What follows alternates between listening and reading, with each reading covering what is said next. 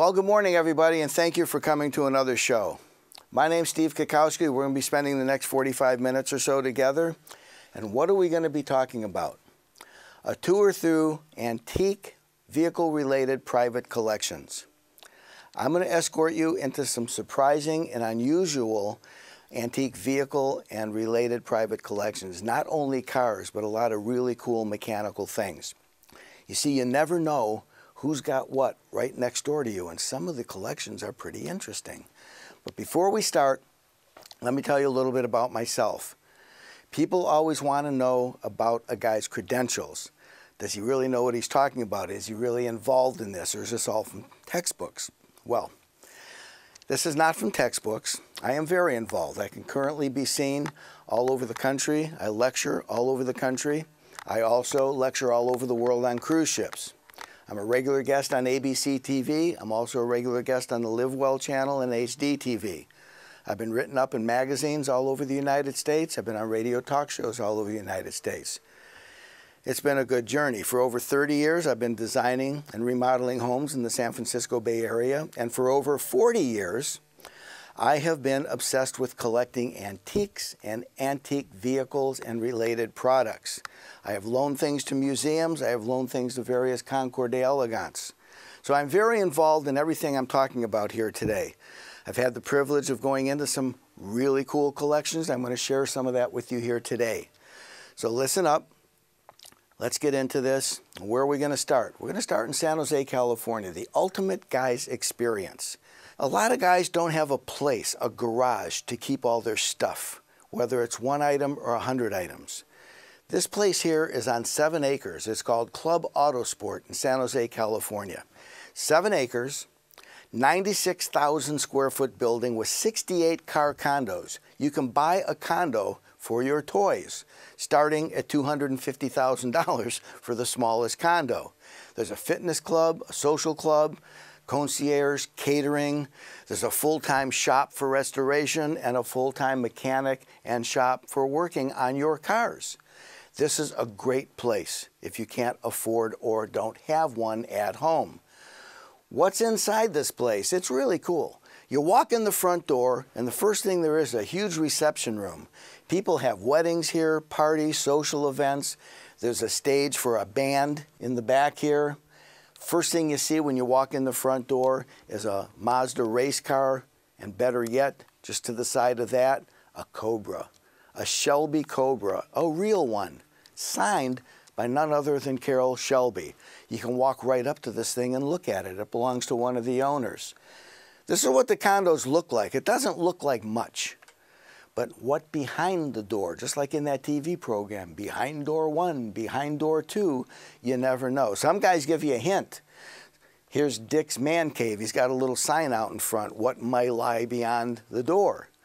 Here's Dick inside his man cave with his wife. $250,000. He's only got 3 toys.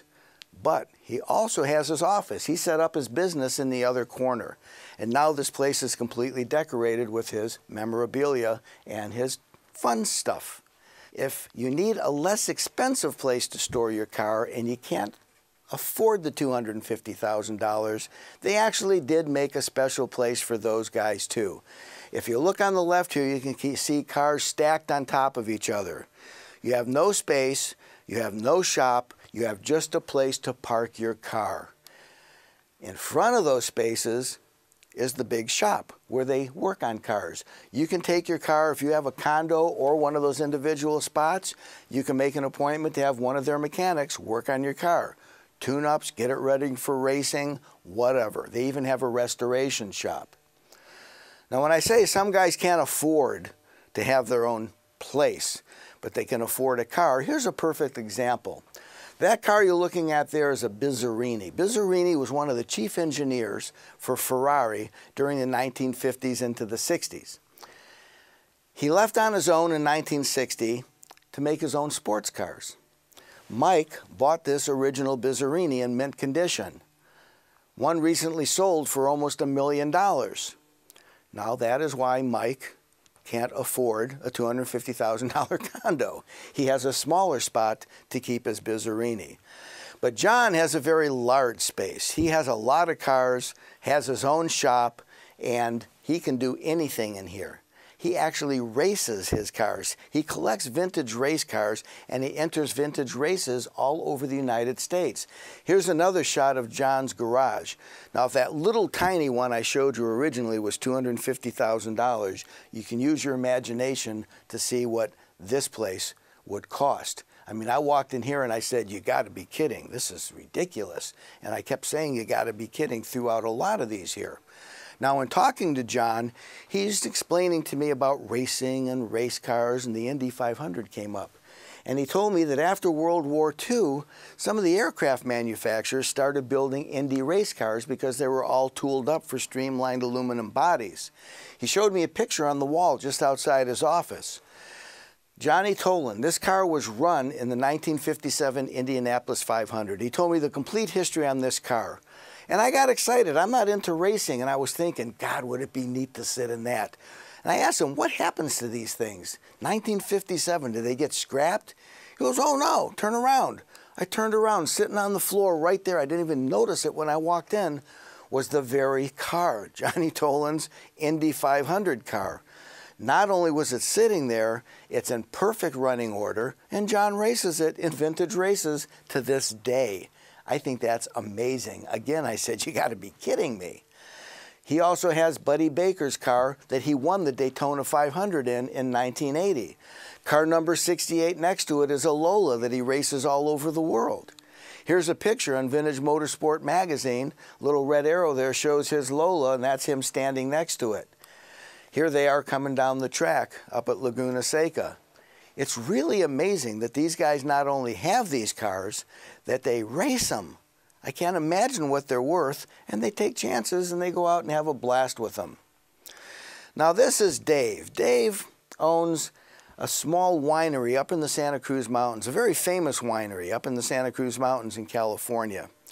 I want to tell you a little story how I met Dave before I tell you about his interesting collection. I collect classic cars. I always have. So I took my wife and her friends out wine tasting one Saturday, and we wound up at Burrell Vineyards. We wound up at his place. Got a big smile on his face. And the girls are wine tasting, and I don't drink. I don't drink alcohol. So I'm visiting with everybody, joking, having a good time. And I hadn't met this guy yet. He comes in. He looked like a grumpy old man. It turns out he's a pretty nice guy. He comes in. He's looking around. He's looking around. And I had a 1954 Cadillac convertible parked out in the lot, in and amongst everyone's BMWs and pickup trucks. He walks right up to me, nose to nose. He goes, so, is that your old car out there? I go, yeah, as a matter of fact, it is. How'd you know it was mine? And he looks around and he goes, you're the only one old enough to appreciate it and know what it is. That hurt my feelings. Do I look that old? That wasn't very nice. But anyway, we started talking, and I said, yeah, you know, we started talking about collecting cars. And I said to him, you know, he told me this was his winery. He was a pretty nice guy. I said, do you collect anything? He goes, oh, yeah, I got a great collection. I got a few collections. You want to see them? So I saw him, and I went back and I interviewed him for this show because his collections were actually pretty cool. I would have never suspected that these things could be that interesting. His first collection, forklifts. Now, who in the world is going to collect forklifts?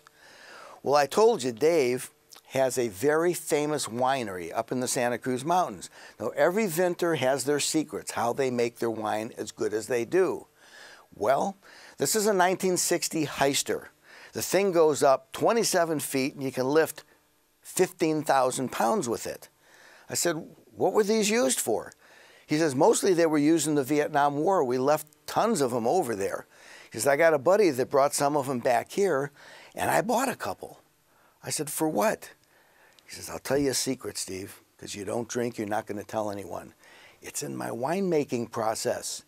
You see, everyone pumps the wine from those big vats and those big barrels. They pump it into another area. He says, that disturbs the sediment as far as I'm concerned.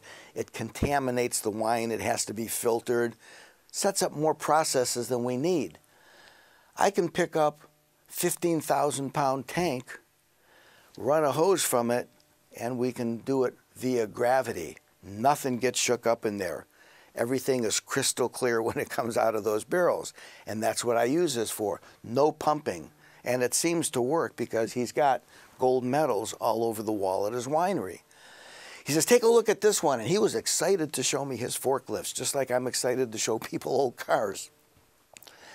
What about this one? He says, this is a little different. He says, this one only lifts things 11 feet high, maybe 1,000 pounds each.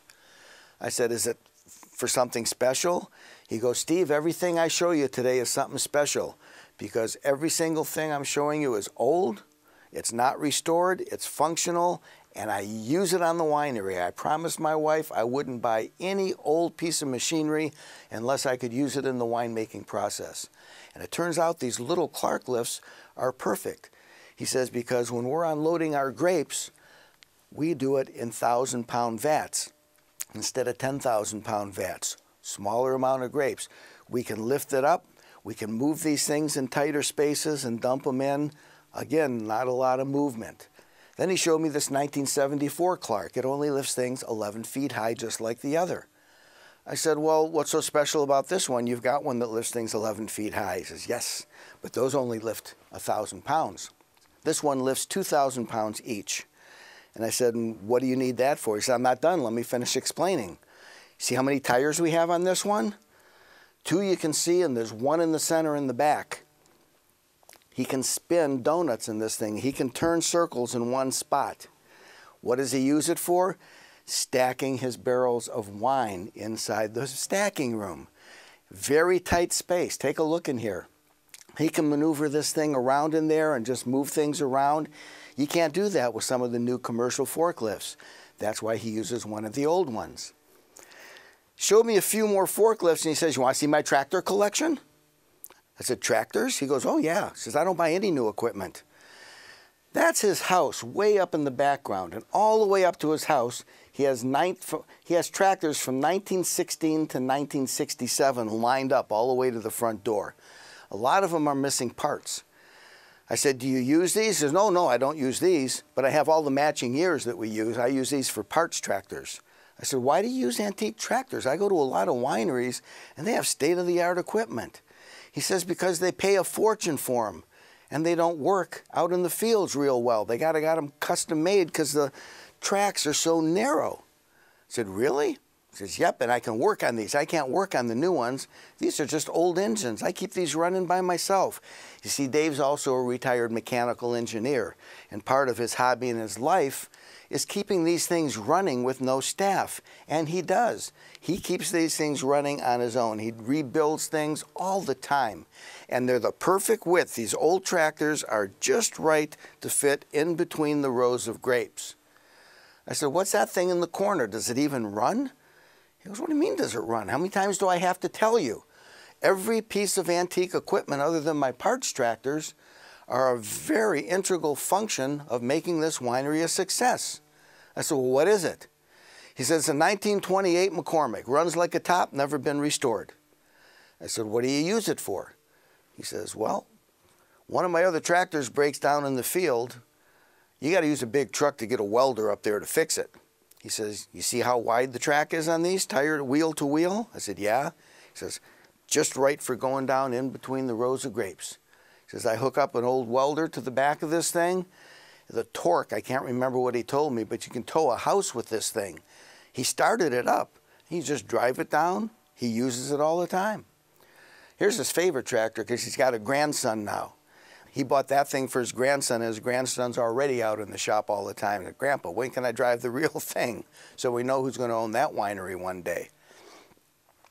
Then he showed me this, a building full of old cars. He has old cars dating back into the 20s that his father, his grandfather, and he have owned over the years. None of them are restored, all in perfect running condition. I said, what's that stuffed in between them, that Testarossa? He goes, I'm not sure of the year here, but it's pre-1920. He goes, that's a pre-1920s Speedster. Won the Pikes Peak race. Pikes Peak in Colorado. Raced all the way up to the top and won it back in the day. I said, what's it doing here? He says, what are you asking me that for, Steve? I already told you. Everything's a part of the winery. I said, what do you do with that? It's my vineyard inspection vehicle. I said, come on, that thing's got to be worth a fortune. Oh, he is. It is. He says, the way I talked my wife into letting me buy it, because my buddies got into racing vintage speedsters, I told my wife, look at how far the wheels are apart on this thing. It's exactly the right size, just like my old McCormick, to go up and down in between the rows of grapes. I'm going to use this for my vineyard inspection vehicle. She said, you bet you are. You're not buying that thing unless you do. So I did for the first year I had it, and then she gave in. She said, okay, fine, you can keep it. You don't have to use it for a vineyard inspection vehicle. But he kept his word, and he got his car. She gave in. Now this is my friend Leo. Leo started racing years ago. Leo's close to 80 years old. He has so many collections of little things, and I didn't know that he was into racing to the extent that he is. And he loves Italian stuff. He loves Bugattis. And when we first walked in his office, he showed me this picture on the wall. I said, what's that? He goes, oh, that's a 1920 Bugatti, Steve. Isn't it beautiful? I said, really? He says, oh, yeah, that was in the first big race. That's Bugatti's first big race on the first all-purpose built racetrack in Italy back in 1920. This thing went 75 miles an hour. I said, there's no windshield, there's no protection. He says, there's nothing. He says, you got a handbrake on the side, feels like you're going 300 miles an hour in it. You needed a co-pilot sitting next to you looking like this because there's no rear view mirrors. He tell you to look out and to turn this way and to turn that way. And the toolbox was right there on the back. I said, that's amazing. I said, whatever happened to this thing? Is it in a museum somewhere? He goes, well, let's go in the next room. Bingo, there it was. Sitting on the floor, the exact same car. The only thing not original on this is the toolbox. He built the toolbox. But they replicated that Bugatti, exactly the same car, and he raced it up until he retired from racing about 6 months ago. He still had that car. He drove this in Bugatti's 100th anniversary race in Italy, 1,000 miles. And he raced it all over before he finally gave it up. Pretty interesting if you ask me. Now Leo also collects bicycles, and not normal bicycles. Bicycles with motors on them. You see, motorized bikes became very popular during World War II due to the gas shortage. And they were usually aftermarket. Different manufacturers would make motors that you could strap on, bolt onto your bicycle, and it would scoot it along. They weren't really safe, but a lot of people made them. And he's got quite a collection of these here, all different brands. One major brand was the Whizzer. I mean, most people my age remember the Whizzer. They were built on Schwinn, a lot of them were built on Schwinn chassis. Here you have a really interesting one. It's a Briggs & Stratton pusher is what it's called.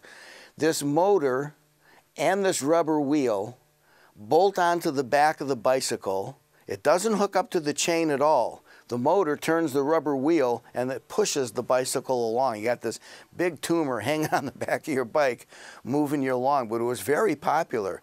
Briggs & Stratton made one, several different manufacturers. Now Ducati, one of the big Italian manufacturers, was one of the first one to commercially build a bike and a motor together, okay, a motorized bicycle.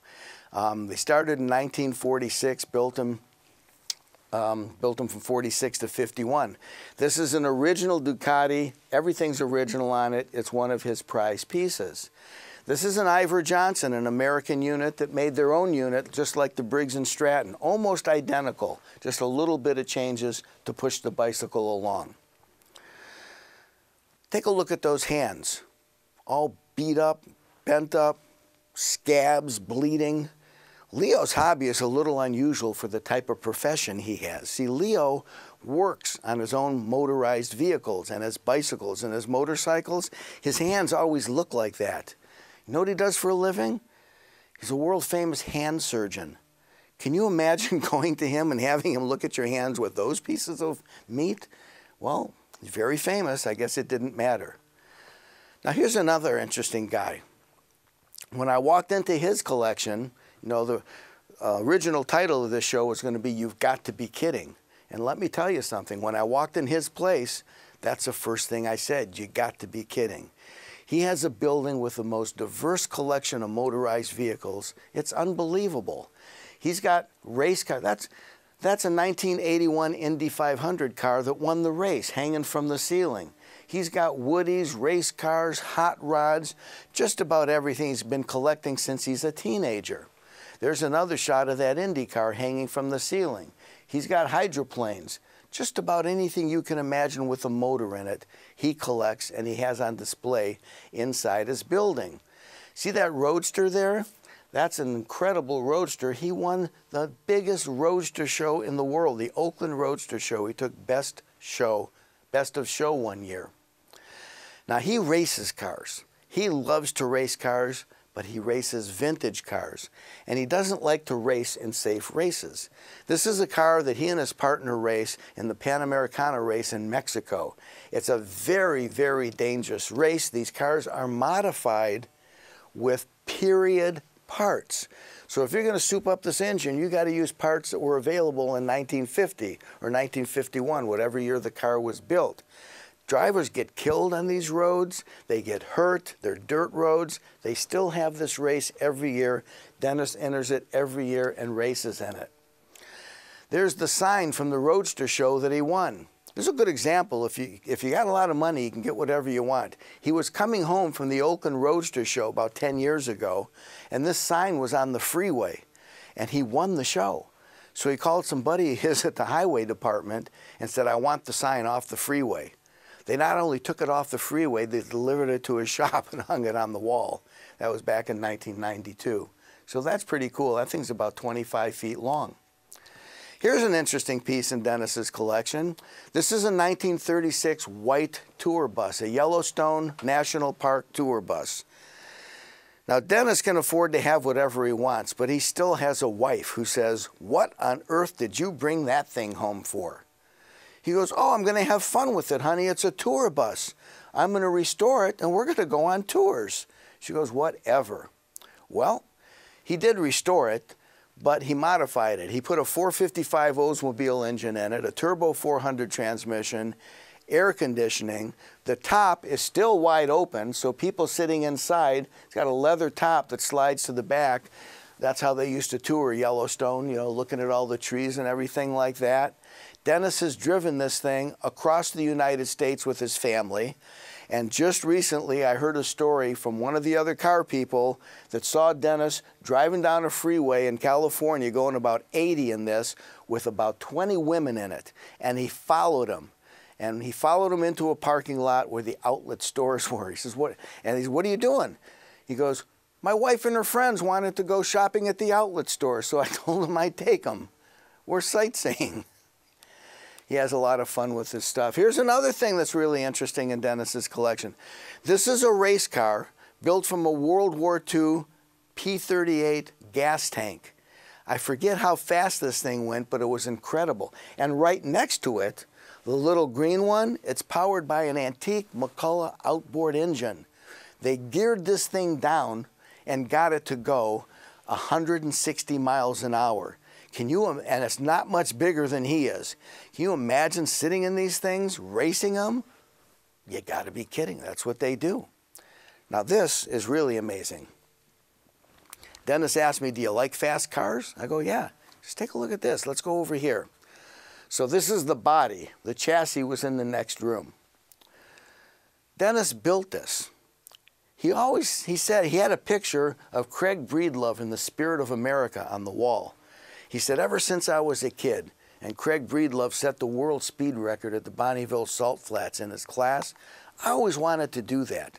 Now take into consideration, this guy's 73 years old. Just a few years ago he did this, 2010, 3 years ago. He said, I always wanted to set the world record at the Bonneville Salt Flats. So he built this thing out of pocket. I can't imagine what it cost.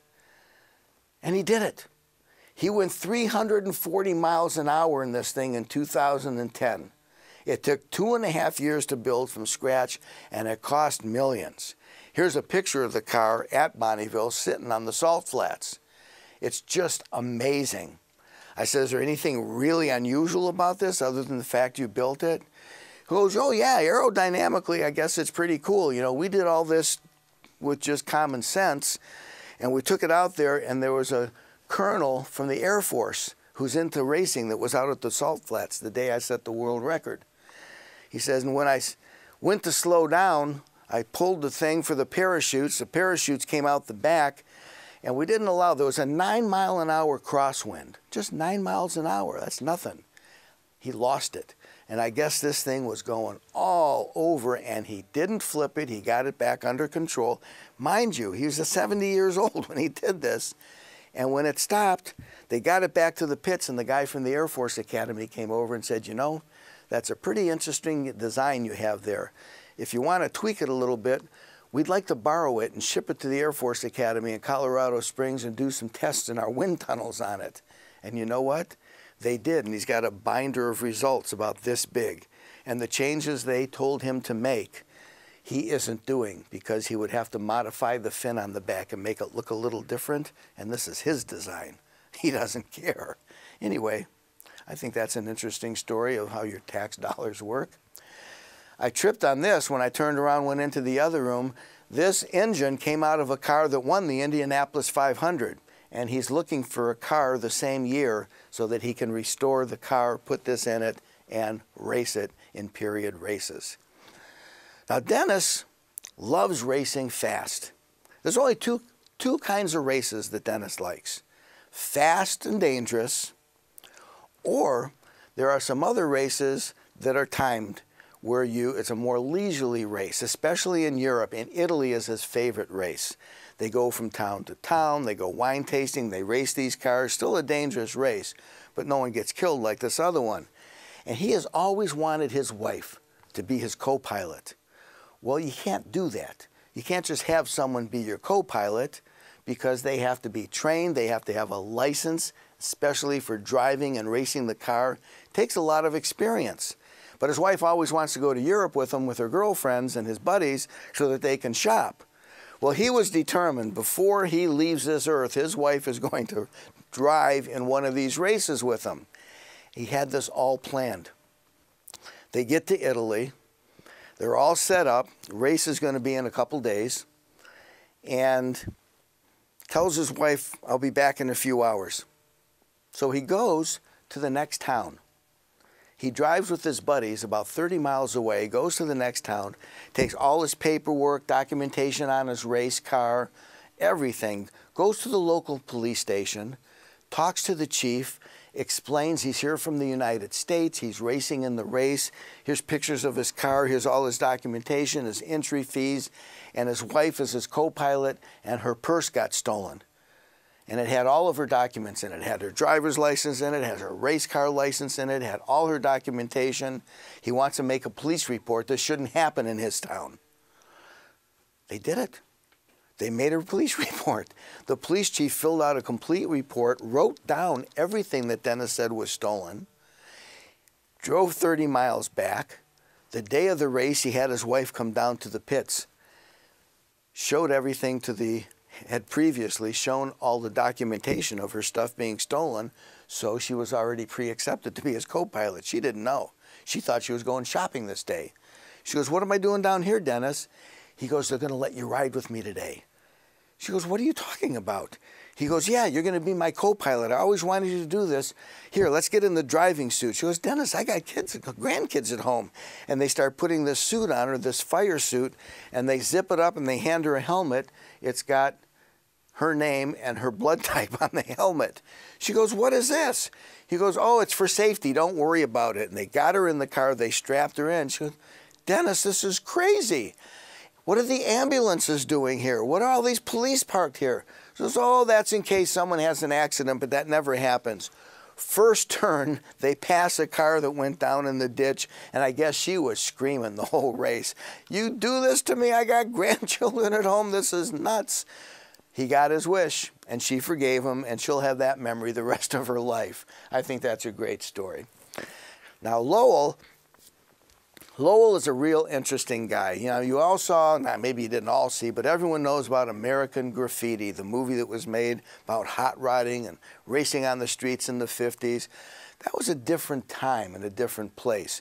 See, guys used to build race cars. They didn't have computers. They didn't have all this modern equipment and Apple stuff to tune things. And They built everything out of their head, and it was all street knowledge, and your buddies would get together, and it was all hit and miss. And that's a totally different time and place for race car driving. That's why a lot of these older guys race in the vintage races and don't use any of the modern equipment. Lowell wants to keep that American graffiti thing alive. Kids working on cars, building them themselves, racing them themselves, creating cars themselves. Lowell has no engineering background, just like none of those other people did. No high-tech gadgets, everything do it yourself. And you know what he does? He builds the weirdest things. He's a retired mailman. Now he knows a lot of people in racing. He knows a lot of engineers. Lowell said, "Do you want to see something cool, Steve?" I said, "Sure." See the car he's standing in front of? Check this out. He goes, "Look what I built." It's a 1957 Studebaker with two motors tied together that run in unison. And they're not the same engines. One's a 1954 Dodge 270, and one's a 350 Chevy. It took him 15 years to get these motors to run together, in tune, perfectly, and race down a track. And every engineer, a lot of them work for car companies, told him it's impossible, you can't do it. Well, that's all you got to tell Lowell. It's impossible, you can't do it. And if he could live to be 300 years old, he would make it happen. He built this in his shop, and he has two other ones that do the same thing.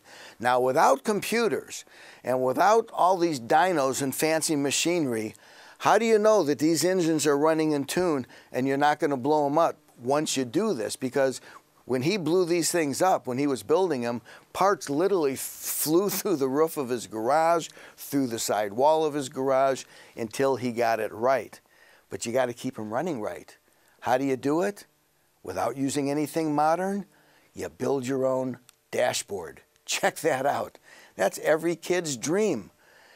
Every gauge on there is hooked up to two separate engines with double dials. Everything has to be running absolutely perfect, or the thing's going to blow. He's built 3 of these things, and they run perfectly. And everyone's still trying to figure out how he did it. He even did something better. We used to have drag races when we were a kid at the Dragway. And this is a dragster. He wanted to build an exact duplicate of a dragster from the 1950s. He actually found the frame on a farm. He built an exact duplicate of a car from when he was younger. And he did something that, again, the engineer said is impossible. He's got a Hudson 6-cylinder engine with a supercharger on it. In theory, there's no possible way to do that and have it work. Who did it? Lowell. And he drives it, and he demonstrates it at high schools all over the area, and kids are really getting interested in building this kind of stuff. This is so original, he even spent several years finding original penny drag slicks for it. He found original tires for this car. He's all into originality and period stuff and doing the impossible. I asked Lowell, does your wife really mind you being out here so much working on this stuff? What does your shop look like? Well, his shop, I've been in some state-of-the-art shops. I just showed you some state-of-the-art shops. His shop is a 2-car garage. You can eat off the floor or the workbench. There's never any dirt or dust in there when he's working on stuff.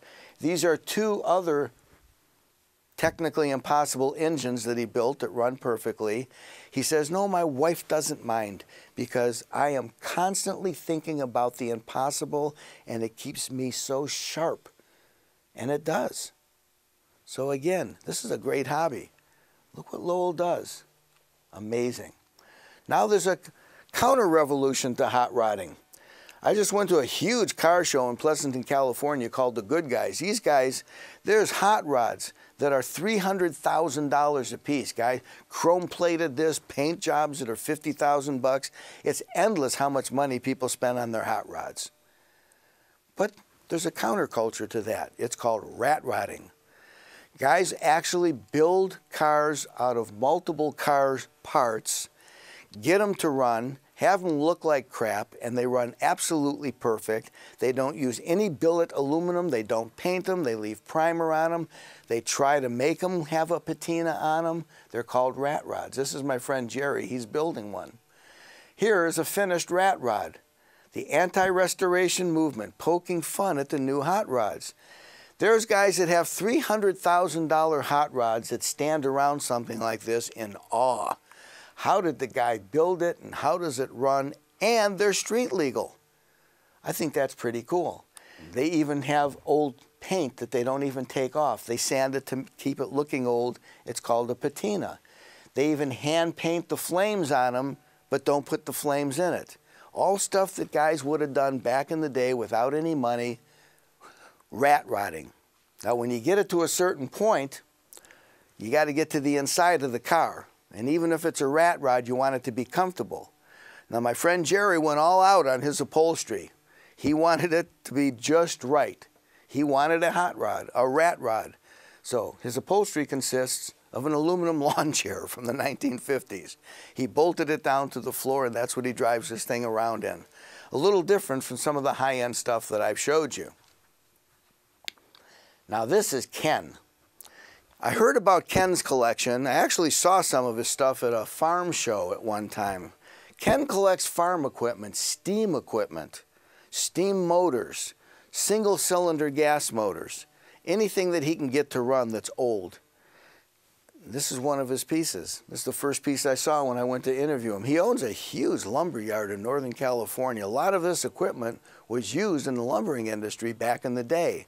And when I say back in the day, I'm talking from the 1930s and earlier. I'm going to be showing you some stuff from before the turn of the century that you won't believe.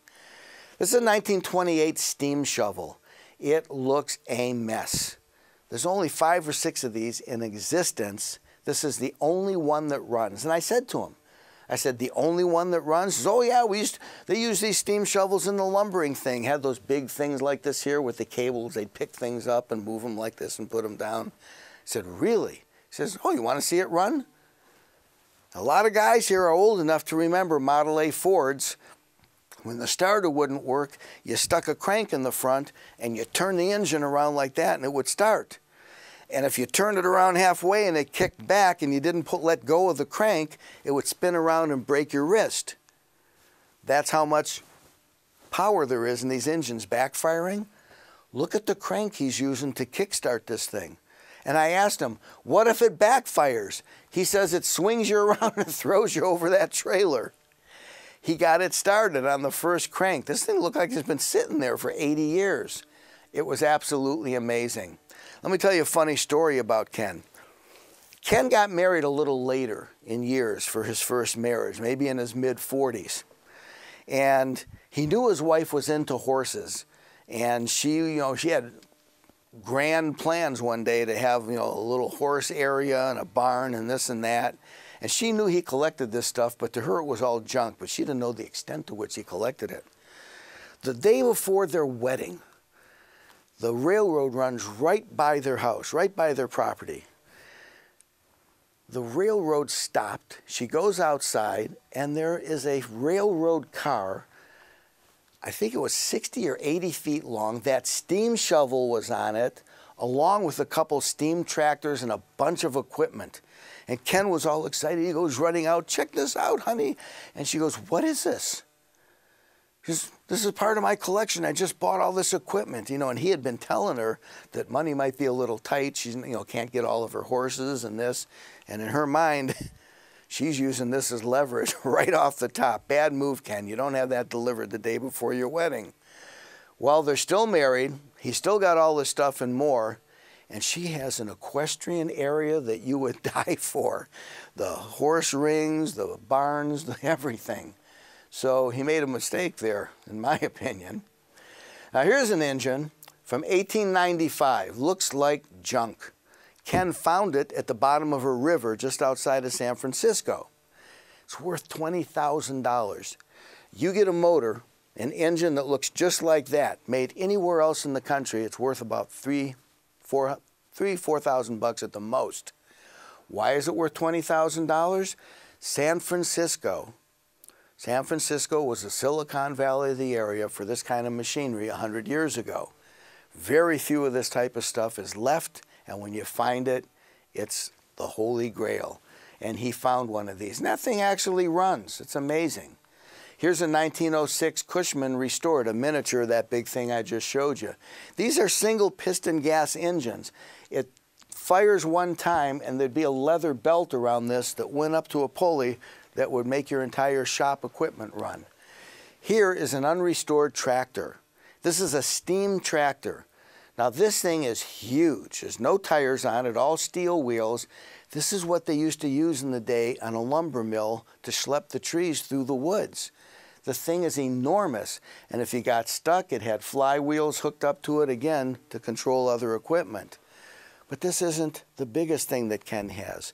Check this out. That is also a tractor, a steam-powered tractor, and that's Ken driving it. And you know how big it is? How did they figure out how to make this? Everything I looked at in his collection, once again, you gotta be kidding, this thing is huge. This thing is so big, when you're standing next to it, your head is at the middle of this wheel. That's 6 feet from here to the ground. Look at the size of that thing. It's like the Spaceship Enterprise. And it runs. It has so many pulleys and chains and steam things. And that's what they used back in the day. And that's Ken's hobby. He restores these, and he has a bunch unrestored. Restored or not, they all run. That's his hobby. Here's an interesting one. I looked in the corner. I said, what's that? Oh, it's a 1931 Caterpillar tractor. I said, really? What was it used for? He says, I didn't know. He says, I bought it because the wooden cab on the back was original. It had all the pinstriping on it, and we couldn't figure out what it was for, but you know, I got it running and we got it here. Well, he did some research, found out this came from upstate New York, found some printing on it. This was a snow removal machine in 1931 through about 1940. You know how you heated that cab? By having the exhaust run right underneath it, and you're breathing all that stuff. I can't believe everyone didn't die that drove the thing. So, stupid question. There are some stupid questions. Ken, does it run? He says, oh yeah, check this out. He climbs up on the side of it. I mean, this thing is old. He had a lot of fun finding this and researching it. But crank on the side, second time, boom, started right up. It's amazing. These things are amazing. Some of them are really rare and valuable. They have huge shows all over the country. He'll load this thing up on a trailer and he'll drive it to Iowa or to New York to a tractor show. I mean, these guys are really hooked on their collecting and making these things run and enjoying them and learning the history of them. Now, Jim, this is an interesting story. I was writing this show, and you know, word was around a couple of local car shows that I was trying to find people to interview that had interesting collections for people to see, collections that weren't open to the public. So this guy walks up to me at a local car show. So I understand you're looking to see some unusual collections. He said, I got some stuff up in Oakland, California. I said, what do you have? He said, I got some old cars, you might be interested in looking at. So I made an appointment to go up there on a Sunday morning, and I told my wife we're going to Oakland. Now, Oakland, California is not a safe place to be. It's pretty high crime, and this guy's warehouse, where his so-called collection was in probably one of the worst areas of Oakland. Janae said, we're not going up there. You're not spending much time if we do go up there, and I don't know who this guy is. You don't even know him, and you're going to drive up to Oakland. I said, let's just do it. So we drive up to Oakland. We get there. There's a little shed next to a building that looks like the old pictures of Hiroshima. It's all burned out. This old Quonset hut building looked like garbage. And we pulled up, and Janae said, looked at me in the eyes, across the seat. She goes, you got 20 minutes to interview this guy. Look at the stuff laying around here. He had an old Army weapons carrier and junk laying all over outside. She goes, why are you interviewing someone like this for your show? I said, he's a nice guy, give him a benefit of the doubt, right? He gets there, gets out of his pickup. He says, oh, the building's over here, let's go inside. He opens the side, and I'm telling you, you wouldn't go in this building, it looked like junk on the outside. Well, we walk in the side door, and it was state-of-the-art on the inside. First thing I saw, you know what a Porsche 356 is? Try a minimum of $250,000, okay? There's a dozen of them lined up along that wall and a dozen of them lined up against another wall. Huge Porsche collection, and this building had a lot of other stuff I'm going to show you in a second. I couldn't believe it. First words out of my mouth. You got to be kidding. Look at all this stuff. Turned out he had an incredible, incredible Porsche collection. He had signs, all kinds of stuff, different cars. Take a look at this car here. I asked him about this. This is a 1949. It's the 50th and the last car built in the Gmünd, Austria plant. This is a very, very, very valuable race car. Does he race it?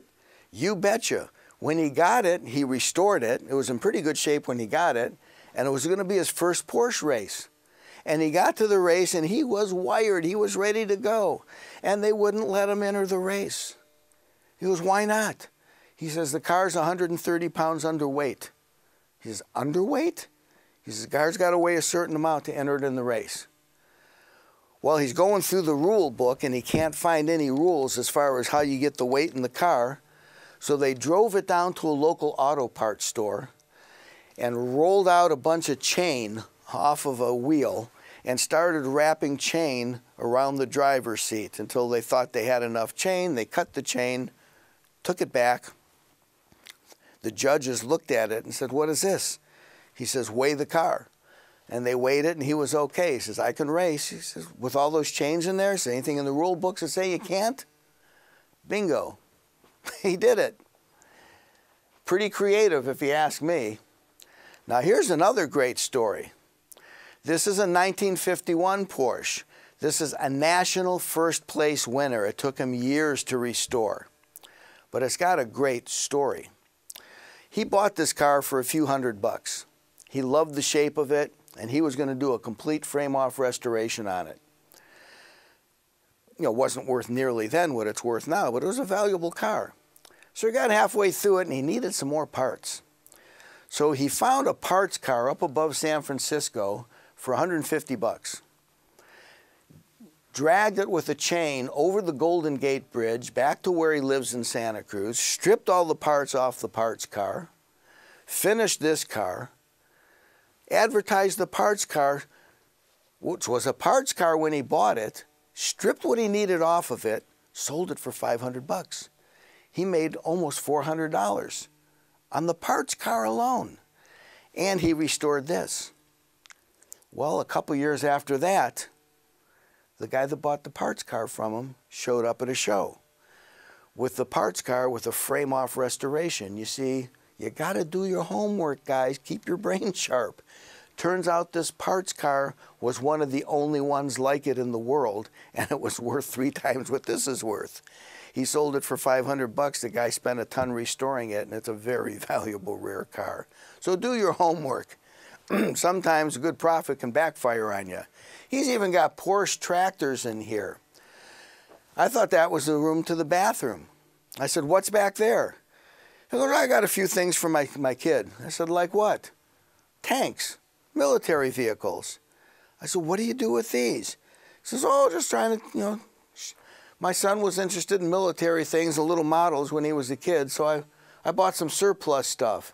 He has weapons carriers, armored cars, tanks, 4 or 5 of them back there. I thought that was a pretty incredible collection of military vehicles, especially in a collection of Porsches. But whatever floats your boat, it just made it a really interesting day and an interesting collection.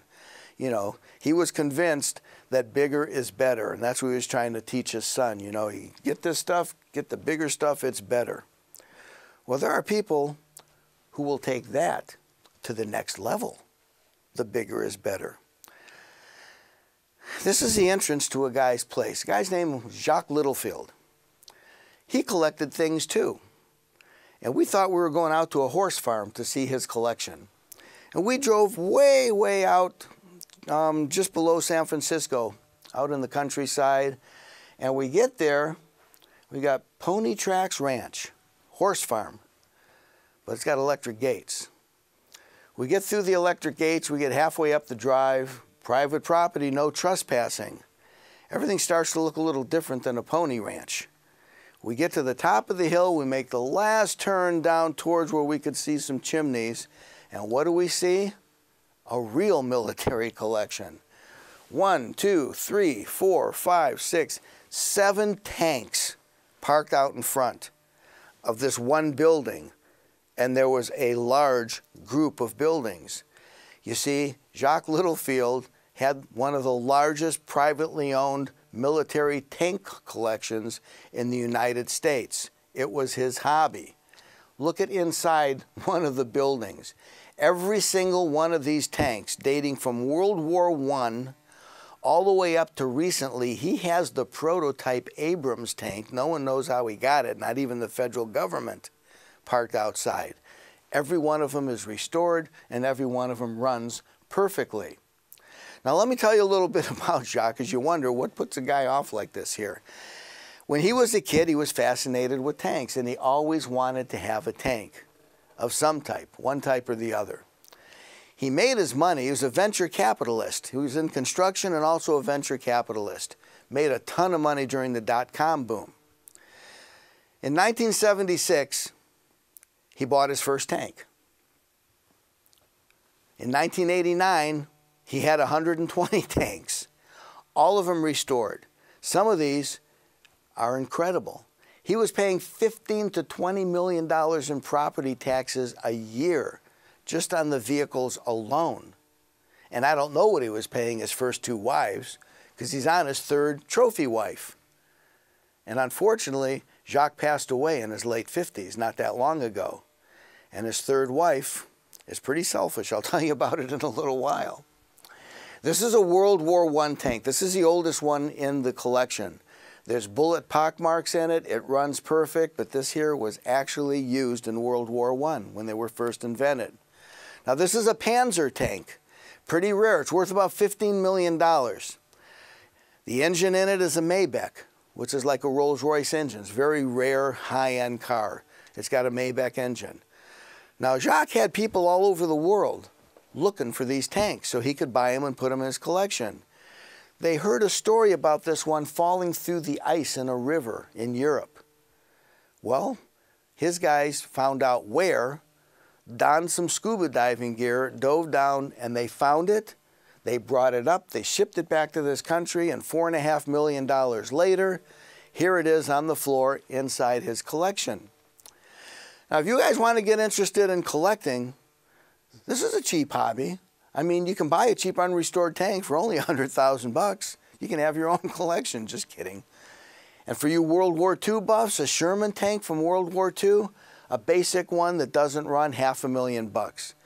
But let me tell you, the minimum restoration cost on these things I found is $1.5 to $2 million per vehicle. He had 120 at one point in time, and a lot more than that when he passed away. Here's a Russian tank in 1983. You're never going to see one of these in this country in a collection. How did he get it? Everything, all the jokes you hear about a boatload of vodka and cash and buy anything. Well, during the Cold War, he even had people, I was going to say agents, but he had purchasing agents all over the world. He had a couple guys in Russia.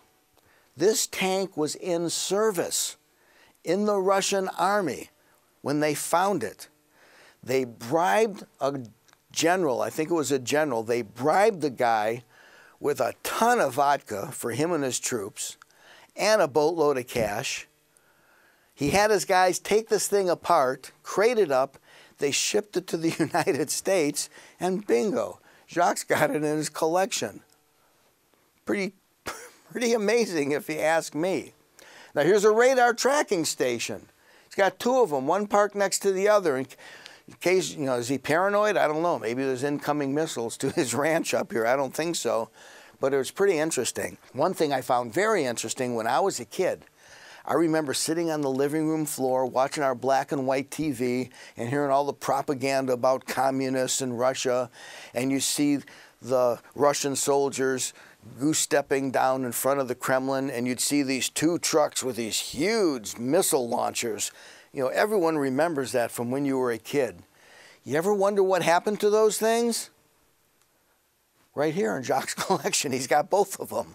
I don't know how we got those, but he's got both of them, one next to the other, the actual ones that you saw in the parades. Pretty neat, pretty interesting, if you ask me. Now, I'm going to tell you something a little bit scary. I'm not talking bad about our government, but weird things happen. Jacques had a federal destructive license. Believe it or not, some of his tanks are armed. He would take these things when he had barbecues in the summertime. He'd take them out in the field and he'd shoot them into the side of the hill, blowing things up for fun. He'd drive them down the mountain all the way into town and have them in the 4th of July parade. Can you imagine if he went off his kilter and at the 4th of July parade and he started pulling all the wrong buttons? Can't imagine what would happen. Anyway, that's Jacques Littlefield's collection. So, I hope you enjoyed this lecture about private collections, unusual collections of unusual things. I've enjoyed it. I enjoyed writing it. I enjoyed interviewing these people and seeing a lot of this stuff. So thank you very, very much for coming to the seminar. I hope you all enjoyed it. Thank you very, very much.